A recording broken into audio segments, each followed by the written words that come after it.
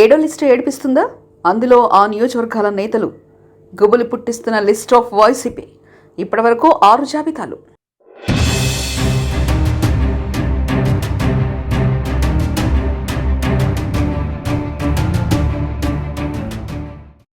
వైఎస్ఆర్సీపీ వచ్చే ఎన్నికలకు తాము సిద్ధమంటూ ఇప్పటికే ప్రకటించింది. అనేక చోట్ల అభ్యర్థులను మార్చింది.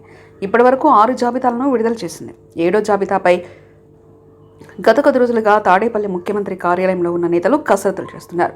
నియోజకవర్గాల వారీగా వైఎస్ జగన్కు నివేదిక అందిస్తున్నారు. 4 రకాల సర్వేల తర్వాత అభ్యర్థులను ఎంపిక చేస్తున్నట్లు తెలిసింది.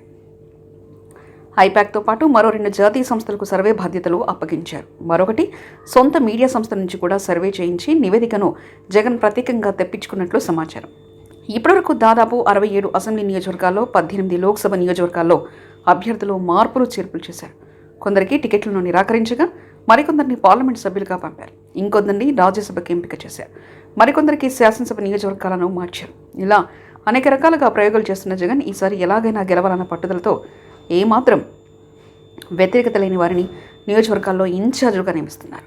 చిన్న అవకాశాన్ని కూడా ఆయన వదులుకోదలుచుకోలేదు. అందుకే తనను నమ్మమని, టికెట్ దక్కని వారందరికీ తాను న్యాయం చేస్తానని జగన్ స్వయంగా టికెట్ దక్కని నేతలకు చెప్తుండడం విశేషం.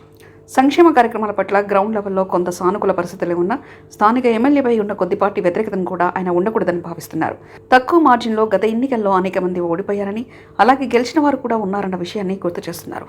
టికెట్ దక్కని నేతలతో జగన్ ప్రత్యేకంగా మాట్లాడుతున్నారు. వారికి ఊరట కలిగించేలా తానున్నారంటూ భరోసా ఇస్తున్నారు. ఇప్పటివరకు ఎక్కువగా రాయలసీమ, కోస్తా జిల్లాల్లో ఎక్కువ మంది అభ్యర్థులను మార్చిన జగన్ 7వ జాబితాలో ఉత్తరాంధ్రపై కూడా ఫోకస్ పెట్టారని అందుతున్న సమాచారాన్ని బట్టి తెలుస్తుంది. 7వ జాబితాలో కూడా రాయలసీమకు చెందిన కొన్ని ముఖ్య నియోజకవర్గాలు ఉన్నాయని చెప్తున్నారు.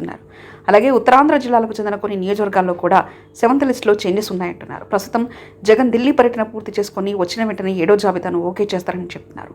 రేపో ఎల్లుండో 7వ జాబితాను బయటకు విడుదల చేసే అవకాశం ఉందని కూడా పార్టీ వర్గాలు వెల్లడిస్తున్నాయి. దీంతో ఇప్పటివరకు 6 జాబితాలో తమ పేరు లేదని ఆనందంతో ఉన్న నేతల్లో టెన్షన్ మొదలైంది. ఎక్కడ తమ పేరు ఉంటుందోనని ఉగ్గబట్టి మరీ ఎదురు చూస్తున్నారు. రిపీట్ తాడేపల్లి క్యాంపు కార్యాలయం నుంచి పిలుపు రాకుంటే చాలునని 1000 దేవుళ్లకు మొక్కుకుంటున్నారు.